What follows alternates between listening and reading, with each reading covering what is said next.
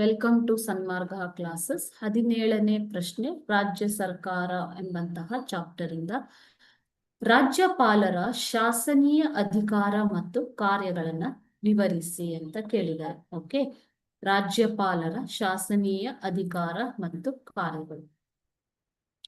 ವಿಧಾನಮಂಡಲದ ಅಧಿವೇಶನಗಳನ್ನ ಮುಂದೂಡುವ, ವಿಧಾನಮಂಡಲದ ಅಧಿವೇಶನವನ್ನ ಕರೆಯುವ, ಮುಂದೂಡುವ ಮತ್ತು ಮುಖ್ಯಮಂತ್ರಿಗಳ ಶಿಫಾರಸಿನ ಮೇರೆಗೆ ವಿಧಾನಸಭೆಯನ್ನು ವಿಸರ್ಜಿಸುವ ಅಧಿಕಾರವನ್ನ ರಾಜ್ಯಪಾಲರು ಹೊಂದಿದ್ದಾರೆ.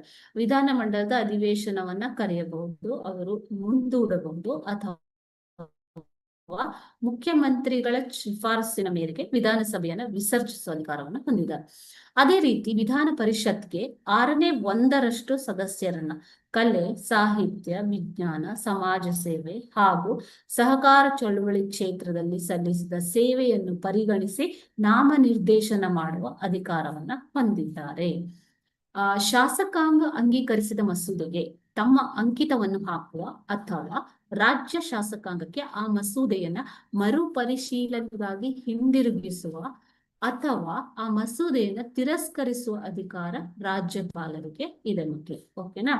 ಅವಶ್ಯಕವಿದ್ದಲ್ಲಿ ರಾಷ್ಟ್ರಾಧ್ಯಕ್ಷರ ಅಂಕಿತಕ್ಕೂ ಮಸೂದೆಯನ್ನ ಕಳುಹಿಸಬಹುದು.